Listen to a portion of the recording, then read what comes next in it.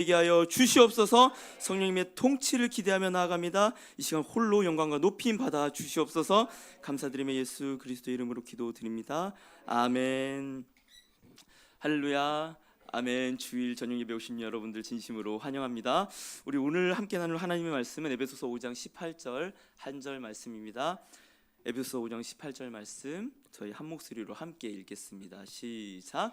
술 취하지 말라. 이는 방탕한 것이니 오직 성령으로 충만함을 받으라. 아멘. 우리 옆에 계신 분들께 이렇게 인사해 봤으면 좋겠습니다. 나는 아니지요. 성령께서 이 강단을 통치하신다라는 것을 저는 여기에서 참 빛과 소금께서 많이 배웁니다. 이미 봤겠지만 2부 예배 썸네일도 한번 보여줄 수 있을까요? 이 1부 저희 지금 저녁 예배 제목이 주님과 주님 사이입니다. 그 술 주자와 그 다음에 주인 주자에 갖고 주님과 주님 사이라는 제목으로 저희 세계관 설교잖아요. 그래서 이번엔 술에 대해서 얘기를 나눠야겠다 했는데 목사님과 제가 짜고 친 게 아닙니다. 저희가 미리 카톡을 해갖고 목사님 이번에 음주 세력을 척결합시다 이런 걸 나누지도 않았는데 목사님께서 이제 아침에 봤어요. 저 씻고 나왔더니 주님이냐 주님이냐 할렐루야. 제가 이제 생각하기로는 하나님께서 우리 이 빛과 소금교회 성도들 가운데 분명히 술 때문에 어려움을 겪고 있는 말 못하는 거예요. 근데 그런 성도가 있거나 아니면 술로 계속 향해서 하나님의 이 진노의 막대기가 세워져 있든 어쨌거나 이 술에 대해서 하나님께서 이렇게 1년에 한 번 선포하기도 쉽지 않은데 2번이나 오늘 따블로 하는 것은 나는 아니지요가 아니라 하나님 나에게 어떤 말씀을 하시려고 그러십니까? 우리에게 어떤 메시지를 선포하려고 그러십니까? 우리 들으시면서 기대하면서 진짜 예수가 내 주인 되는 그런 예배 은혜가 있길 소망합니다. 말씀드렸던 것처럼 오늘 나눌 주제는 술입니다. 물론 저는 이제 목사님은 신학교를 이제 학부 때부터, 그러니까 보통 대학교 들어가 술 많이 해요. 그 전에도 하지만 저도 했다는 말이에요. 그러니까 저는 술 참 많이 마셨습니다. 청년부 생활을 하면서도 교회, 여러분들 아마 모르긴 모르겠지만 교회 사람들끼리 술 굉장히 자주 마십니다. 아닌 것 같아요. 자주 마십니다. 전 자주 마셨어요. 대학 이제 같이 찬양 몰라요. 이제 지나간 채 모교회니까 상관없죠. 드럼 치는 친구, 기타 치는 친구, 찬양 인도하는 친구 함께 술을 마십니다. 언제요? 예배 끝나고 나서 마치 오늘 인트로 대박이었어. 오늘 브레이크 기가 막혔어. 이런 식으로 술을 저도 죄송합니다. 많이 마셨었습니다. 그렇기 때문에 많이 행해짐에도 불구하고 겉으로는 이렇게 저희는 술 취하면 안 됩니다. 아멘.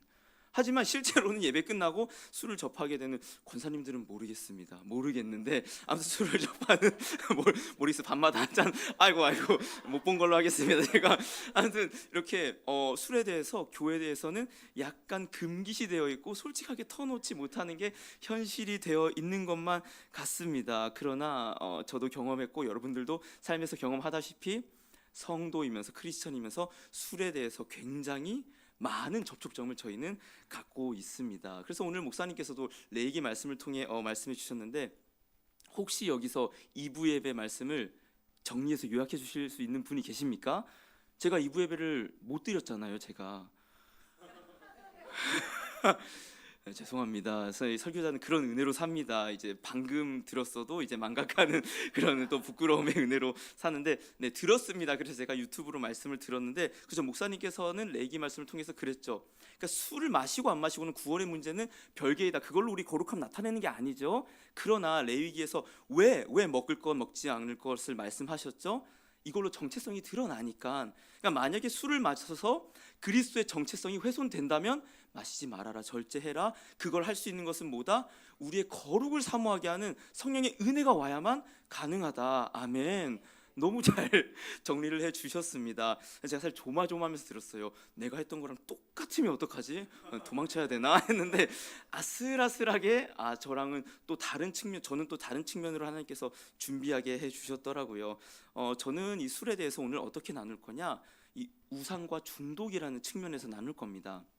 뭐라고요? 우상과 중독의 측면에서 이 술의 문제를 함께 나누기를 원하는데요. 여러분, 현재 우리나라의 음주 문화가 어떤 것만 같습니까? 전보다 심해졌나요? 아니면 좀 약해진 것 같습니까? 너무 심해졌나요? 아, 제가 좀 그런가요? 그러니까 저는 개인적으로 이건 저의 개인적인 상황인 거예요.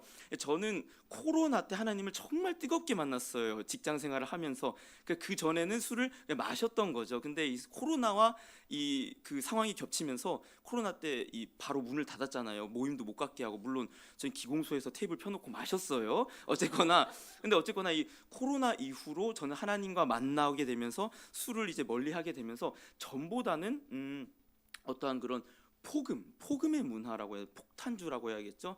섞어 마시고 나눠 마시고 돌려 마시고 그런 문화들이 많이 좀 줄어든 것 같아요. 어떤 코로나라는 상황 이후에 제가 뉴스 같은 걸 여러 개 찾아보니까 실제로도 이 음주 산업에서 어떤 술들을 요즘 많이 내놓느냐, 저도수. 그러니까 그 제가 이제 술 이름이 잘 생각이 아니 뭐 이렇게 말해도 되나 모르겠는데 아무튼 그 초콜릿 맛 나는 요만 조그마한 귀여운 맥주 술이 있어요. 근데 그거 마시면은 야 너 기집애냐 하는 그런 술이 있었거든요. 그러니까 이제는 그런 이제 좀 맛이 나고 또 건강주라고 하고 저도수의 술들이 더 많이 나온다는 거죠. 왜냐 문화에서 야 폭음은 좀 안 좋다라는 게 어느 정도 보편화되었기 때문에 물론 아닌 분들도 계시겠지만 그래서 술이 이제 고도수 그 빨간 뚜껑보다는 조금 더 약한 도수로 점점 가는 이제 경향이 요즘 나오고 있다라고 합니다. 그래서 참 뭐 다행이다라고 생각을 했는데 자료를 찾아보니까요. 그 술 소비량이 저희가 이 OECD 국가에서 14위에서 19위 뭐 이제 책학에 따라 다르는데 그러니까 뭐냐? OECD 평균에서 낮아요. 오 할렐루야. 그러니까 저희가 술 소비량이 다른 국가보다 절반 이하권에 속하는 국가라는 거죠. 그래서 많이 줄어들었구나 했는데 실제 음주자 소비량이라는 게 있습니다. 그러니까 뭐냐면 실제 술을 마시는 사람들 중에 술을 얼마나 마시냐 하는 거예요. 대상이 실제 음주자인 거예요. 근데 이걸로 재면은 10위로 껑충 떠요. 이게 무슨 말이냐? 그러니까 우리나라 사람들은 이제 마시는 건 보편적으로는 덜 마시는데 마시는 사람들은 어떻게 마신다? 그 제대로 그냥 직살나게 마시는 거예요. 그러니까 한마디로 그러니까 이제 10위까지 올라가는데 이게 조금 심각한 수치인데 알코올 중독자의 비율이 어떻게 되냐 따지면은 5위로 껑충 뜁니다. 그러니까 무슨 말이냐? 코로나 이후로 술 소비량은 실제로 감소했어요. 술 마시는 것도 감소를 했는데 술 마시는 사람들 중에서는 어떤 사람들이 많다? 중독자가 많다라는 겁니다. 결국에는 어떻게 볼 수 있나요? 술에 대한 의존도가 우리나라는 더 높아졌다라는 겁니다. 뭐 이제 설교 중간중간에 튀어나오긴 하겠지만 이 중독자로 가는 첫 발걸음이 뭔지 아십니까 혹시? 알코올 중독자로 가는 눈에 보이는 첫 발걸음. 매일 마시는 거 주요 맞습니다. 그것도 있는데 그거라고 합니다. 혼자 마시는 거. 그러니까 이제 다 같이 술자리를 즐기고 뭐 건배 오늘 고생했다 이런 것보다 오늘 너무 외로운데 이러면서 맥주 한 캔을 까고 소주 한 병을 까는 그게 바로 알코올 중독의 시작이라는 거예요. 왜 그러냐? 그만큼 술이 이제 나의 친구가 되고 그러니까 다 같이 마시는 게 아니에요. 이 술을 의존하는 것. 그러니까 저희는 이런 걸 뭐라고 합니까? 우상으로 본다라는 거예요. 그래서 오늘 이런 술을 우상적인 측면, 그러니까 중독적인 측면에서 이 조용한 알코올 중독자가 많은 우리나라에 어떤 메시지가 필요한지 한번 나눠보기를 원하는데요. 그래서 목사님께서도 아까 나눴지만 선교사들이 그래서 우리나라를 왔을 때 가장 먼저 했던 사업이 이제 금연 사업이었습니다. 그러니까 이거는 금욕주의적인 운동은 결코 아니었어요. 이제 언더우드 선교사의 기록을 보면요, 그 곰방대 아까 목사님께서도 얘기했지만 곰방대를 몇 살쯤부터 폈을까 했을 때 4, 5세부터 곰방대를 폈어요. 그러니까 찬이가 곰방대를 피고 나와갖고 아빠 오늘 설교 짱이야 짱 이런 거예요. 지금 이런 모습이 그때 당시 일어나고 있으니까 선교사들은 기가 막힐 노릇이 이건 안 된다. 술은 말할 것도 없어요. 기록에 따르면은 그 제임스 게일이라는 참 그 선교사님도 계신데 한국 사람들은 술을 고주망태가 될 때까지 마신다. 그러니까 죽어야 끝나는 술판이 매일매일 벌어지고 그 술 이후에 어떤 벌어지는 도박 매춘 여러 가지 안 좋은 문화들이 너무 많았던 거예요. 선교사들은 이거는 이대로 두면 안 된다 해갖고 그때 당시에 저희 나라 전국으로 쓰는 만국주일 공과라는 그 책이 있었어요. 근데 거기에 이렇게 세 가지 구호를 냈는데 첫째는 개인이 술 마시는 걸 금지한다라고 하면서 개인이 술의 노예가 된다. 그 두 번째는 가정이 파괴된다. 세 번째는 믿음 없음의 증거다. 그 술 취한 게 이게 이후에도 좀 설명을 할 거예요. 아니 술을 마시는 게 믿음 없음의 증거인가 이후에도 보긴 할 텐데요. 어쨌거나 이 선교사님들도 술을 어떠한 입장으로 접근을 했는가?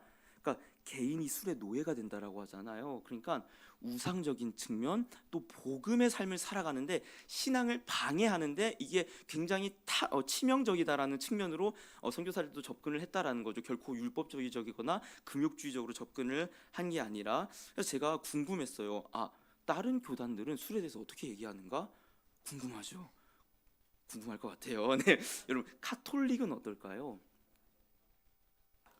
마셔요. 잘 마십니다. 여러분 영화 같은데 보면은 이 외국 영화에서 서양 신부들 사제들이 코가 빨개져 갖고 이렇게 맨날 이렇게 의자에서 이러고 있는 그런 것들 좀 봤잖아요. 왜 그러냐면 이제 카톨릭은 축사를 하고 나면은 이 포도주가 예수님의 피가 되는 거예요. 근데 오늘 100명 정도 오겠어요 하고 100명 정도의 이 포도주를 준비했는데 80명 정도가 온 거예요. 20명분의 포도주가 남잖아요. 근데 이미 축사를 해서 이 포도주는 포도주가 아니라 예수님의 피인 거예요. 버릴 수가 없어. 예수님의 피를 어떻게 버려요? 이게 어떻게 해요? 사제가 3명 있으면 야 우리 엠빵에서 나눠 마시자라고 해서 그래서 이제 취해 있는 그 모습이 이제 영화 같은 데서 좀 패러디하면서 자주 나오는 겁니다. 그만큼이나 카톨릭은 이 술에 대해서 굉장히 관대해요. 명시해 놓고 있어요. 술은 기호식품이다. 다만 절제해라라는 식으로 카톨릭은 얘기하고 있고요. 이제 장로교나 또 감리교 같은 경우에는 어떨까요? 앞서 말한 것처럼 이 선교사님들의 어떤 영향을 계속 이어받아서 가급적 술을 하지 말라, 그러니까 금주를 권하고 있고, 그럼에도 아까 말한 목사님께서 말씀하셨던 것처럼 술이 어떠한 구원의 문제는 아니다라고 아예 그런 얘기를 꺼내지도 않고 있어요. 그냥 가급적 금주하라라고 얘기를 하고 있어요. 가장 강력하게 얘기하는 게 성결교단인데 이는 교리로 명시해놨어요. 그러니까 술 마시는 것, 또 담배 피는 것, 사교 댄스하는 것을 금한다라고 아예 교리적으로 내놓은 것은 성결교밖에 없습니다. 저는 아쉬웠던 부분이 뭐냐면요, 제가 이제 접근하려고 하는 게 술이라고 하는 게 그러니까 마시냐 안 마시냐의 문제는 사실 둘째 문제입니다. 뭐가 중요하냐? 왜 술을 마시지 말라고 했으면 이 술이 신앙에 어떠한 폐해적인 부분을 갖고 오는가, 그거에 대해서 다루지 않았던 게 조금은 아쉬웠던 거고, 그리고 저는 이게 더 혼란을 초래했다고 봐요. 그러니까 뭐냐, 절제해서 마셔 적당히 마셔, 이런 말을 들으면 적당히가 뭡니까 도대체. 그러니까 이런 말들 때문에 오히려 저에게 혼란이 찾아왔다라고 생각을 하고, 또 한 가지 부분은 술에 대해서만은 허용적인 부분이 있다라는 겁니다. 만약에요, 그러니까 제가 느끼기엔 그런 것 같아요. 술, 담배, 마약 이럴 정도로 뭔가 좀 강도가 세게 느껴진다는 거예요. 나 매일 술 마셔, 요즘도 괜찮아. 근데 나 매일 담배 펴, 좀 끊어야겠는데. 난 마약을 해, 절대 안 돼. 이런 게 있잖아요. 근데 왜 술에 대해서만 허용적이냐? 그러니까 저는 술이 아니라 술, 담배, 마약 이런 중독 물질에 대해서 어떻게 우리가 태도를 가져야 되냐, 성경적인 입장을 가져야 되냐, 일관적인 입장이 있어야 된다라는 생각이 있다라는 것이죠. 그렇다면 이 술에 대해서 성경은 어떻게 얘기하고 있느냐? 제가 결론부터 먼저 얘기하고 말씀을 살펴보면요, 원칙적으로는 구원과 상관없는 기호 식품이지만 실질적으로 신앙을 방해하는 우상이다. 아멘. 그러니까 원칙적으로는 구원과 무관한 기호식품이 맞습니다. 그러나 실질적으로는 우리의 신앙을 굉장히 방해하는 우상이자 신앙을 피폐하게 만드는 요소라는 거예요. 제가 말씀을 못 드리긴 했는데 술을 긍정적으로 나오는 부분 분명히 성경에 있습니다. 시편 104편 15절에 이렇게 나와요. 사람의 마음을 기쁘게 하는 포도주와 나와요. 사람의 마음을 기쁘게 하는 포도주라고 하는 걸로 봐서는 포도주가 무조건, 그러니까 술이 무조건 부정적이다라고 성경은 보지 않고 있습니다. 긍정적인 사건을 보자면 아브라함이 전쟁을 치르고 왔을 때 멜기세덱이 뭘 갖고 오죠? 떡과 포도주 갖고 오면, 물론 우리는 이건 그리스도의 또 예표적인 모습이란 걸 알고 있어요. 그렇지만 떡과 포도주, 몸의 기운을 소생시키는 포도주를 갖고 온다는 말이에요. 그러니까 무조건 성경은 한쪽에서만 부정적으로 보지 않습니다. 그러나 긍정적인 건 사실 별로 없어요. 성경이 그렇게 대다수의 많은 부분이 술을 굉장히 부정적으로 보고 있는데요. 잠언 20장 1절, 잠언 함께 읽어보겠습니다. 시작. 포도주는 거만하게 하는 것이요 독주는 떠들게 하는 것이라. 이에 미혹되는 자마다 지혜가 없느니라. 자, 이 잠언에서 지혜라고 하는 것은 여호와를 경외하는 겁니다. 그러니까 무엇입니까? 여호와를 경외하지 않는 자들은 뭐에 빠져 산다? 술 취하고 거만함에 산다는 거예요. 여러분 이걸 잘 보세요. 성경이 하나님을 떠난 자들에게 술 취함으로 어떠한 부정적인 모습을 나타내는지 이거를 보면 좋겠어요. 이사야 28장 7절 제가 읽어볼게요. 그리하여도 이들은 포도주로 말미암아 옆걸음치며 독주로 말미암아 비틀거리며 제사장과 선지자도 독주로 말미암아 옆걸음치며 포도주에 빠지며 독주로 말미암아 비틀거리며 환상을 잘못 풀며 재판할 때 실수하나니. 그러니까 뭡니까? 제사장들 선지자들도 모두 다 하나님을 떠난 거짓 제사장, 거짓 선지자들이 어떻게 한다는 거예요? 술 취해 산다는 거예요. 술 취해 살고요. 신약도 이렇게 나옵니다. 고린도전서 6장 10절 함께 읽겠습니다. 시작. 도적이나 탐욕을 부리는 자나 술 취하는 자나 모욕하는 자나 속여 빼앗는 자들은 하나님의 나라를 유업으로 받지 못하리라. 아멘. 여기 그러니까 여기 보세요. 술 취하는 자는 하나님의 나라를 유업을 받지 못하리라. 그러니까 이거를 저희가 야, 저 사람은 술 취한 거 보니까 구원은 나가리네 이런 식으로 보면 안 되는 거예요. 그러니까 하나님의 통치를 벗어난 백성, 하나님을 주인 삼지 않는 백성, 예수 그리스도의 통치를 안 받는 백성이 나오는 모습 중에 대표적으로 뭐가 나온다? 술 취함이 나온다라는 거예요. 어떠한 소결론을 낼 수 있냐? 하나님으로 충만하지 않은 자들은 술로 자신의 충만함을 채웁니다. 이런 결론을 낼 수 있다라는 것이죠. 조금 더 확장해서 나갈까요? 사실 이건 술에만 국한되어 있지 않아요. 나의 영이 하나님으로 충만하지 않은 자들은 하나님을 대체할 우상으로 충만하게 된다. 아멘이요. 그러니까 우린 이 원리를 알아야 된다라는 사실이지요. 그러니까 성경은 이렇게 얘기하고 있습니다. 너희가 술 취하는 삶을 살고 있어? 그럼 너희는 성령 충만하지 못한 거야. 그런데 여러분 이 에베소서 말씀을 이어서 보긴 할 텐데 문화라고 하는 것, 제가 앞서 말했죠. 문화와 우상의 측면으로 보고 싶다고. 이 문화라고 하는 것은 그 우리의 우상을 부추긴다라는 사실입니다. 에베소서 2장 1절에서 2절 제가 읽어볼게요. 그는 허물과 죄로 죽었던 너희를 살리셨도다. 그때 너희는 그 가운데 행하여 이 세상 풍조를 따르고 공중의 권세 잡은 자를 따랐으니 곧 지금 불순종의 아들들 가운데서 역사하는 영이라. 그러니까 뭐라고 말하면요, 에베소서에서는 너희가 죄로 죽은 상태가 어떤 상태인 줄 알아? 세상 풍조를 따르는 상태야. 이게 뭐냐면요, 세상의 문화의 습관과 방식대로 살아가는 걸 말하는 거예요. 근데 그게 뭔지 알아? 공중 권세 잡은 사탄을 따르는 거야. 그러니까 우리는 이 문화에 대해서 계속해서 몇 번이건 얘기하지만 굉장히 경각심을 가질 필요가 있습니다. 사탄은 광명한 천사의 모습으로 나타나요. 야, 부부관계에서 남편과 아내가 지난주에 저희도 이제 또 명언을 힐렐 명수라는 또 명언을 남기긴 했었는데, 그러니까 부부상에서 여자는 여자 딴에 남편은 남자 딴에 이러한 대접과 이러한 모습으로 지내고 싶은 게 나에게 있는 가치관, 나의 율법이고 나의 성격이야. 근데 그거는 딴 거 없어요. 나에게서 나온 게 아니라 문화로부터 받은 거예요. 딴 게 아니라. 근데 이 문화를 따르는 게 뭐다? 너희가 사단을 따르는 거고 죄에 죽은 거야 라고 바울은 얘기하고 있다는 거죠. 그리고 이제 성령 충만하라, 술 취하지 말라 하기 전에 바울이 뭐라고 얘기했냐면요, 에베소서 5장 6절에서 14절인데 제가 6절 한번 제가 그냥 읽어볼게요. 누구든지 헛된 말로 너희를 속이지 못하게 하라. 이로 말미암아 하나님의 진노가 보세요 불순종의 아들들에게 임하나니. 7절에 그러므로 그들과 함께 하는 자가 되지 마라. 8절에 너희가 전에는 어둠이었더니 이제는 주 안에서 빛이라. 빛의 자녀들처럼 행하라. 이게 무슨 말이냐면은 너희가 죄로 죽었던 너희가 예수와 함께 살아나면은 너희는 세상 풍조가 아니라 빛의 자녀처럼 행하게 된다. 아멘. 그걸 얘기하고 있다라는 사실입니다. 여러분 이 문화라고 하는 게 사실 얼마나 무섭냐면요, 이제 아내랑 그런 얘기를 나눴어요. 내가 이제 세계관 설교에서 술에 대한 걸 나눌 거다 했는데 아내가 이런 고백을 하더라고요. 사실은 그러니까 아내는요, 좀 재밌는 일화가 하나 있습니다. 아내는 술을 한 번도 입에 댄 적이 없어요. 정말 한 번도 입에 댄 적이 없는데 지난주에 이제 하늘문에서 셔틀을 타고 이제 모란역에서 여기 집까지 오는 일이 있었어요. 근데 하늘문에 있던 그 한 집사님이 아내에게 그런 얘기를 하는 거예요.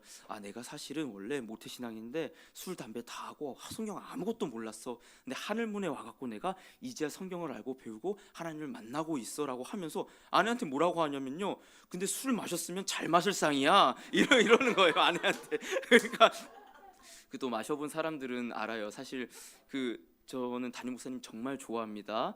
근데 약간 담임 목사님 같은 그 상이 있잖아요. 이제 말술상이라고 하죠. 그 약간 이제 술을 마시면 그냥 끄떡 없는 그런 상들이 있어요. 이제 아내도 그런 상으로 이제 여겨졌는지 모르겠는데, 근데 어쨌거나 아내는 술을 입에도 대본 적이 없는 사람인데 아내가 그런 얘기를 하는 거예요. 실은 우리가 심하게 부부싸움을 한 어느 날에 내가 술을 마시고 싶더라. 그러니까 아내는 그 술 맛을 몰라요. 술 마시니까 알딸딸함과 이제 그냥 나의 모든 걱정들은 다 날아가고 그냥 즐거움만, 그런 기분을 모르는데 힘들 때 술을 마시고 싶었다라는 얘기를 하는 거예요. 이게 어디서 온 겁니까? 문화에서 온 거예요. 맞아요. 저희가 보는 영화, 드라마, 영상, 뭐 그러니까 실제로 저희 나라 같은 경우에는 이제 이쁜 여배우들이 술 광고를 하는데 제 기억이 안 나는데 어느 나라에서는 그거를 굉장히 수치스럽게 여겨요. 어떻게 술 모델로 우리가 쓸 수 있냐? 근데 우리나라가 아닌 거예요. 왜요? 술이 나의 어떤 힘듦을 달래주는 문화에 있어요. 술이 나의 슬픔을 이게 함께 해주는 어떤 친구로서의 문화가 이미 있어요. 기쁠 때 그리고 우리는 뭘 마셔요? 술 마시고 축하한단 말이에요. 그러니까 뭐냐? 문화가 우상적인 측면을 강화시킨다는 겁니다. 보세요, 여러분. 만약에 이제 저도 사실 정말 술도 많이 마시고 죄송합니다. 아무튼 다 했습니다. 근데 이제 그런 거예요. 정말 힘든 그 상황에서 우리는요, 신학적으로 성경적으로 하나님께서 우리를 힘든 상황으로 몰고 가실 때는 하나님을 바라보라는 사인으로 저희는 알고 있어요. 그런데요, 술이라고 하는 거, 문화가 만들어 오는 이 술에 갖고 이 피폐적인 것이 뭐냐면 우리가 힘들 때 하나님이 아니라 어디로 가게 합니까? 술로 가게 한다 이 말이에요. 그러니까 무엇입니까? 하나님을 바라보라고 광야로 이끌었더니 거기서 뭐 하고 있는 거예요? 지금 소맥을 마시고 있는 거예요. 거기서 지금 하나로 모자라서 지금 섞어 마시고 있는 겁니다. 근데 그 상황에서 무엇이 문제가 되냐? 하나님과 우리 사이에 술이 하나님과 우리 사이의 관계를 망쳐버린다는 사실입니다. 우상이 무서운 건 이거예요. 다른 게 아니라 여러분 정확하게 말씀드립니다. 술이 결코 우리를 지옥으로 못 끌고 갑니다. 알코올보다 보혈이 강하고 진합니다. 어떠한 알코올도 보혈보다 진하지 않아요. 그러니까 술에 대해서 저희는 두려워할 필요 전혀 없습니다. 그러나 문제는 뭐냐? 그 술로 사단이 문화란 걸 갖고 우리를 장난치는 거예요. 까부르는 거예요. 하나님과의 관계가 망가지도록요, 하나님 못 바라보도록요, 저희 사이에 이 술이라는 우상, 술, 담배, 마약, 여러 가지 각종 우상을 세워놓고 막아놓는다라고 하는 사실입니다. 그러니까 결국에는 이 의지와 기쁨의 대상으로서의 술은 명백하게 뭐다? 우상이다라고 말씀드리고 싶다라는 사실인 거죠. 사실은 저도 그랬습니다. 이제 저는 제가 이제 20살 때, 그러니까 정확히 말하면은 20살 되기 전에 고3이었습니다. 아직. 그러니까 저는 선교사가 되고 싶었어요. 그래서 한동대라는 대학을 가서 제가 난 글로벌 리더가 돼서 선교하겠습니다 했는데 하나님께서 떨어뜨렸어요. 2대1, 그것도 2대1에서 나냐 얘냐에서 떨어뜨린 거예요. 그러니까 제가 하나님께 너무 화가 나고 서운하고 불만스러운 거예요. 하나님, 내가 내 욕심도 아니고 선교하겠다 했는데 날 떨어뜨려요? 근데 이제 친구를 만났습니다. 친구가 얘기를 하는 거예요. 뭐예요? 그 친구도 문화 영향을 받은 친구도, 야, 그땐 마시는 거야. 그때부터 이미 그때부터 그 친구는 모든 그 가게를 뚫을 수 있는 그 이제 얼굴을 가졌던 친구였어요. 그래서 이미 어딜 가든지 자유롭게 그 술을 살 수 있는 친구였는데, 그래서 이제 그 친구 술을 사갖고 술을 마시게 되었습니다. 모르겠어요. 기분이 좋았냐 안 좋았냐, 사실 그런 건 모르겠어요. 그냥 너무 슬프고 그냥 서럽고 그래서 술을 막 마셨던 것 같아요. 그때를 시작으로 이제 대학교 가서는 모르겠어요. 지금은 어떤지 모르겠는데 저희 때만 해도 술을 안 마시면 그냥 대학 생활에서 사회 생활은 없다. 너는 이제 아싸고 왕따다. 이런 게 있었습니다. 11년, 10년 전이긴 하니까요. 그러니까 술을 마시면서 그 즐거움에도 취해보고 그 문화를 따라가는데 제 안에 어떤 공허함, 뭐랄까요? 외로움이 계속 찾아오는 겁니다. 제가 그때 월화수목 편의점 알바를 했어요. 저녁 7시부터 새벽 1시까지 하는 알바였습니다. 여러분, 편의점 알바하면은 뭐가 좋은지 아십니까? 그때 입장이었어요. 술을 많이 알 수 있어요. 그때 입장으로 술도 많이 하고, 뒤에는 뭐가 있어? 담배도 다 알아요. 담배도 다 알고, 뭐 아무튼 원하면은 그럴 수 있는, 다 손에 닿는 자리에 있는 그런 일이에요. 편의점 일이. 그러니까 이제 편의점 7시에 해갖고 1시에 끝나면, 그때 편의점 사장님께서 그래도 착한 분이셨던 것 같아요. 5,000원씩 줬어요, 교통비라고. 근데 전 걸어갈 수 있는 거리였거든요. 근데 그거를 그냥 간식 사 먹어라고 쓸 수 있었는데 죄송해요. 5천 원이면은 그 약간 세계 맥주 큰 거 하나랑 불닭볶음면이랑 그다음에 스트링 치즈 같은 거 하나 딱 사면 5천 원이 딱 나와요. 자, 그걸 사서 매일 이제 참 하나님 놀라운 게 제가 지금 보람 아파트 107동에 살고 있는데 그때 109동에 살고 있을 때였어요. 109동 옆에 있는 벤치가 있었는데 거기에서 맨날 이제 맥주와 불닭과 치즈를 이렇게 맨날 먹고 더 슬픈 날에는 한 캔 더 사고 그런 식으로 시간을 가졌던 거예요. 그러니까 무엇이냐? 제가 아마도 하나님이 안 붙잡아 줬으면은 아까 그랬잖아요. 혼자 마시는 그게 알코올 중독의 첫 걸음의 시작이라고. 그러니까 하나님과의 관계가 그때 저는 굉장히 멀었어요. 하나님, 나 선교하겠다 했는데 왜 나를 받아주지 않는 거예요? 반항하는 마음에서 더 술을 마셨던 것 같기도 합니다. 근데 이제 외로움을 술로 달래니까 내 마음에 말할 수, 지금은 정말 표현하기 힘든 엄청난 공허함이 나를 집어삼키는데, 근데 여름이어서 밖에 마시긴 했는데 그 스산함과 그 혼자 남겨진 기분이 얼마나 외로웠던지 몰라요. 그러나 그런 게 느껴질 때마다 또 뭘 찾았다? 술 한 잔 마시고 또 술을 찾고 불닭볶음면 먹고 또 술 마시고 그렇게 생활을 지냈었다라고 한다는 것이죠. 그러니까 다른 우상들과 다르게 이 술이 또 갖는 어떤, 그쵸, 아주 강력한 부분이죠. 무엇입니까? 중독 물질입니다. 딴 게 아닙니다. 이 알코올이라고 하는 것은 제가 또 찾아보니까 뇌 보상회로라는 게 있다고 해요. 그러니까 뭐냐면 저희가 어떠한 운동을 했을 때 성취감이 있잖아요. 그러면 그 동기부여를 할 수 있도록 도파민을 내주는 어떤 신경 시스템인 거예요. 책을 봤을 때 성취감이 있고 공부를 했을 때 성취감이 있고 그때 도파민을 내줘서 이걸 계속 할 수 있도록 하는 이 보상 그 시스템이 있는데, 알코올을 마시는 순간 평소에, 그러니까 이제 맛있는 밥을 먹었을 때도 그런 도파민이 나오잖아요. 행복한 감정이 나오는 거잖아요. 근데 그거보다 10배나 더 많은 도파민이 술을 마셨을 때 나온다는 거예요. 그럼 이제 뇌에서는 어떤 일이 일어나냐? 10배나 많은 도파민이 나오니까 어라라라라, 큰일 났다, 야, 홍수다, 홍수. 이거 지금 우리가 큰일 나서 이거 도파민을 막아야겠다라는 게 나오는 거예요. 그러니까 보통 이제 원래, 그러니까 제가 이걸 보고 생각을 했을 때 교회에 왜 대식가들이 많을까? 술을 못 마셔서 그렇다. 술을 못 마셔서 마시는 걸로 도파민을 채우는 거 여담입니다. 아무튼 그러니까 밥을 먹었을 때 만약에 100의 도파민이 나왔어, 맛있는 음식 먹었을 때 100의 도파민이 나오는데 술을 마시니까 1000이 갑자기 확 들어오는 거예요. 그러니까 뇌가 이제 놀라서 야야야야, 우리 이거 이제 100 나오게 하지 말고 50으로 줄여. 지금 도파민이 너무 많이 나와. 이 도파민이 나오는 수용체도 닫아버리고 계속 이걸 닫아버리는 거예요. 이제 술을 안 마셨을 때 맛있는 걸 먹는데 뭐야, 왜 전과 같이 기쁘지 않지? 맛이 없나? 왜 이럴까? 했을 때 뇌가 뭘 굴립니까? 야, 도파민이 떨어졌으면 술을 마시면 되잖아. 이걸 찾는 거예요. 알코올이 그러니까 왜 무섭냐? 중독성, 중독 물질이 있기 때문에 무섭다라고 한다라는 것이죠. 그렇다면 이 우상으로서 또 중독으로서의 이 술을 어떻게 이겨야 되냐? 우리 오늘 실질적인 적용점을 나눠보고 싶은데요. 저희 아까 맨 처음 읽었던 에베소서 5장 18절 말씀 함께 다시 읽겠습니다. 시작. 술 취하지 말라. 이는 방탕한 것이니 오직 성령으로 충만함을 받으라. 아멘. 바울은 패치를 붙여라? 아니요. 성령의 충만함을 받으라. 아멘. 성령의 충만함을 받으라라고 얘기를 하고 있습니다. 굉장히 뜬구름 잡는 것 같은 소리입니다. 여러분, 성령의 충만함을 받는다는 게 도대체 무엇입니까? 예수님께서 말씀하셨습니다. 나를 믿는 자마다 내 배에서 생수의 강이 흘러나오리니 이는 믿는 자들을 향하여 오실 성령을 가리켜 하신 말씀이라. 아멘. 그러니까 무엇입니까? 간단해요. 사실은 예수를 믿으라. 너희 예수로 충만하라. 예수의 통치로 너희가 예수에게 통치받아라. 그러면 뭐 할 수 있다? 술에게 통치받지 않을 수 있다라고 얘기를 하고 있다라는 사실입니다.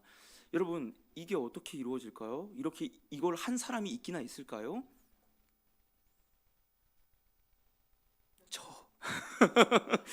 제가 있습니다. 그러니까 저는 이제 말씀을 준비하면서 결국에는 이건 내 얘기 안 할 수가 없겠구나라는 생각을 했었습니다.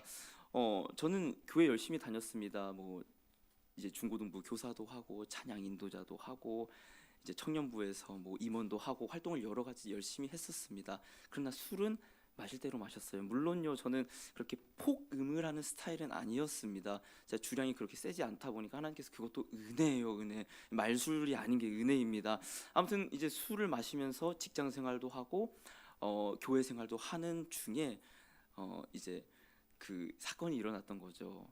이제 제가 입사한 지 한 달밖에 안 됐는데 여자친구랑 헤어진 겁니다. 할렐루야. 그래서 너무 좋은 아내를 만났잖아요. 그래서 그래서 헤어졌는데 이제 그러니까 너무나도 내 삶이 공허하고 힘든 겁니다. 헤어졌을 때 술 정말 많이 마셨죠. 그 기공했던 친구들이 이제 불러갖고, 야, 내가 기공하다가 매일 12시에 퇴근하고 지금 다 헤어졌다, 마야 우리 망했다 이러면서 이제 우리 결혼할 수 있냐 하면서 이제 술을 왕창 마시고 진탕 마셨던 그 시간들이 짧게 있기는 있었습니다. 그런데요, 제가 몇 번 얘기했었지만 기공을 하면서 하나님께서 이어폰으로 저에게 들려주신 말씀, 설교, 간증, 정말로 너무 감사한 건 하나님께서 정말 내노라 하는 무수한 명설교가들, 그때 저는 다 만났어요. 12시간씩 일했잖아요. 2시간씩 돌려들으면 됩니다. 질리지가 않아요. 몇 번을 듣고 몇 번을 듣고 듣더라도 하나님 말씀이 얼마나 새로운지 몰라요. 말씀으로 내가 충만해지고 충만해지고 충만해지자 정말 놀랍게도요, 제 안에 뭘 이길 힘이 생기는 게 아니라 어떠한 경향성이 생기냐면, 하나님, 나 술 마시고 싶지 않아요. 나의 이 외로움과 나의 이 공허함과 또는 내가 기쁜 일이 있을 때 이거를 나 술로 달래고 싶지가 않아요.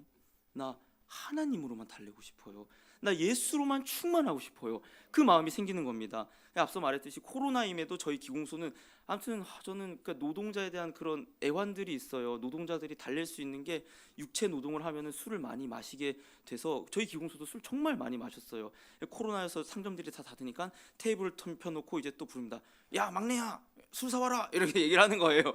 이제 근데 제가 술을 사고 나서 얘기를 한 겁니다. 소장님, 저 술을 오늘 안 마시겠습니다. 놀라는 거예요. 얘가 여자친구랑 헤어지고 지금 뭔가 충격이 왔구나 그런 생각을 하는데, 왜 그렇게 힘들어? 아니요, 힘든 게 아니라 사실은 부끄럽지만 저는 그랬습니다. 이제 학교에서도 교회를 다니지만 열심히 임원도 했지만 아무도 제가 교회 다니는 걸 몰랐어요. 하나님 부끄러웠어요. 아니, 제가 떳떳하지 못했어요. 술 마시는 자리에서 술을 다 마셨어요. 왜요? 나 교회 다녀. 술 좀 그래. 이거 말하기가 제가 너무 민망했어요. 직장 처음에 들어갈 때도 저 그랬어요. 주는 대로 다 받아 마셨고요. 근데 그때 제가 얘기했습니다. 저 예수님 믿어요. 저 예수님 믿어서 술 마시는 게 좀 그래요. 그러니까 이제 소장님께서 얘기를 하는 거예요. 아, 그러냐? 알겠다. 그러냐? 알겠다. 이렇게 간단한 문제였는데 제가 믿음이 없었던 거죠. 너무나도 연약한 신자였던 거죠. 그 이후로는 이제 술 마실 때마다 어쨌거나 술을 사오고 족발도 사오고 제가 다 사오긴 사옵니다. 근데 괜찮아요. 너도 사이다 사와. 너도 콜라 사와. 같이 먹고 일해. 이렇게 됐었던 것이죠. 그리고 나서 참 재미있는 일화가 있는데, 이제 기공에서 이제 부르심을 받고 직장을 나와 갖고 이제 신대원을 준비할 그때 이제 준비하고 신대원 이제 재작년이었죠. 결혼, 이제 아내와의 결혼을 앞두고 그때 이제 함께 술을 마셨던 기공 친구들에게 청첩장을 보냈습니다. 그래서 이제 야, 만나자 해서 오랜만에 만났죠. 뭘 먹었냐? 곱창을 먹었습니다. 곱창. 그 이제 술이 탁 나와 있었죠. 술이 나와 있고 얘기를 하는 겁니다. 야, 받아. 그래서 제가 얘기했어요. 형, 나 전도사야. 나 이제 전도사야. 나 술 못 마셔. 근데 이 형이 좀 지식이 좀 많은 형이에요. 유튜브를 많이 보고 종교에 대해서도 관심이 많아서 그러는 거예요. 왜? 예수가 마시지 말라 하디? 성경에 그런 말이 있디? 내가 먹을 때 먹지 말라. 예수님도 술 마셨다는데?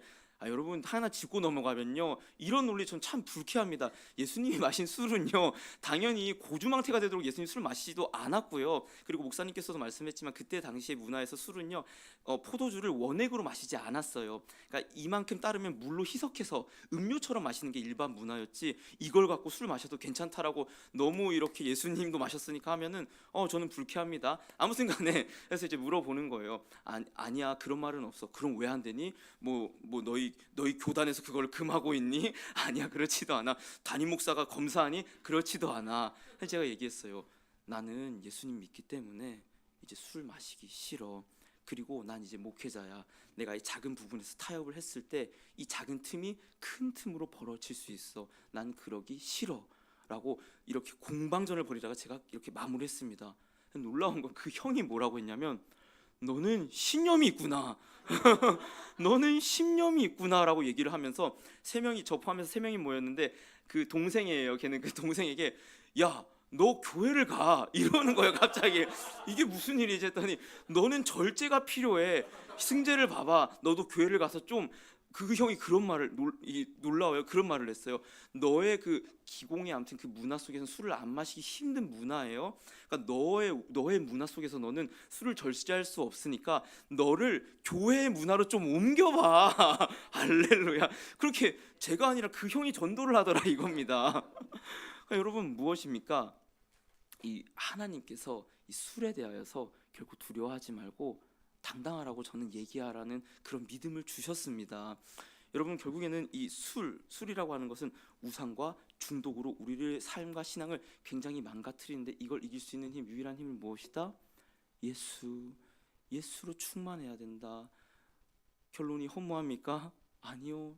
저는 사실 고민을 많이 했어요. 맞아, 난 그렇게 많이 마셨는데 내가 어떻게 지금은, 전 사실 술 생각이, 물론 솔직하게 저도 고백을 드리자면요, 이 인간의 죄성이 얼마나 나약한지, 저도 아내랑 심하게 싸우거나 아니 그런 것뿐만 아니라 정말 제 삶이 힘들 때요, 죄송합니다만 술 생각이 나고 담배 생각이 나요. 여러분 그만큼이나 인간이 연약합니다. 그런데요, 그때마다 간구하는 거예요. 선포하는 거예요. 사단 속이지 마. 너 나 속이지 마. 문화로 속이지 말고 내 옛날 모습으로 속이지 마. 나 그때 안 행복했고 예수의 통치를 받을 때 나는 가장 행복해. 아멘. 술의 통치가 아니라, 담배의 통치가 아니라, 어떤 중독적인 물질의 통치가 아니라 난 예수의 통치를 받을 때 가장 행복해. 아멘. 이걸 계속 선포하시고 이겨내시길 소망합니다. 서두에 말씀드렸듯이 왜 하나님께서 이 술을 따블로 오늘 두 번이나 말하게 하셨을까? 저는 모르겠습니다. 그러나 여러분, 하나님께서는 말씀하시는 것 같습니다. 너 어떠한 그 주님보다 진짜 내가 주님 될 때, 예수가 너의 통치자가 될 때 너 가장 행복해. 그 어떤 도파민보다 가장 행복한 하늘의 신령한 기쁨이 너에게 찾아올 거야. 아멘. 이 시간 그를 소망하고 그를 찾으며 기도하며 나아가는 저희 빛과 소금 교회 되길 소망합니다. 찬양하기를 원하는데요, 이 주님과 같이라는 찬양입니다. 이 만들어진 스토리가 좀 감동적이에요. 이게 레니 르블랑이라는 이 가수가 만든 찬양인데요, 이 가수가 원래는 미국의 유명한 팝 가수였어요. 그래서 이제 술도 마시고 담배도 피고 할 거 다 했는데, 그의 절친이 플로리다에 있는 대량 마약 유통사 사장이었어요. 근데 이제 어느 날 그 마약 유통사 사장 친구에게 전화가 온 겁니다. 뭐라고 전화 왔냐? 레니 르블랑, 나 예수를 만났어. 나 구원받았어. 너 구원받았니? 뜬금없는 전화가 이 가수에게 찾아온 거예요. 그랬더니 이 가수가 생전 복음, 구원이란 것도 생각도 못 해봤는데 자기의 삶을 되돌아보게 되었다고 합니다. 내가 구원받았는가? 정말 난 구원받은 사람이 맞는가? 그리고 선물로 보내준 성경을 읽다가 2주 만에 예수를 만나고 회심해서 팝 가수에서 계약을 끊고 자기가 원래 섬겼던 모 교회로 돌아가서 지휘자 생활을 했다고 합니다. 근데 이제 지휘자 생활을 하다가 이제 CCM 이제 가수 어떤 앨범을 내는데, 이 소식을 듣고 한 그 가수 앨범 내는 사람이 레니 르블랑 찬양 한 곡만 내줘라고 했을 때 냈던 찬양이 이 찬양입니다. 영어 제목은요, There is none like you. 당신과 같은 분은 없습니다. No one else can touch my heart like you do. 당신과 같이 내 마음을 만진 사람이 없습니다.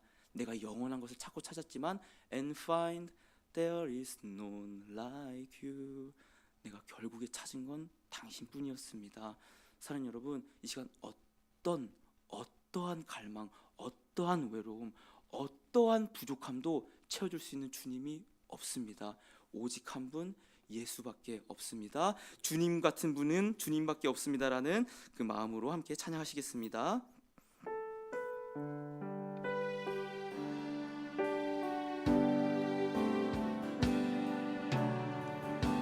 주님과 같이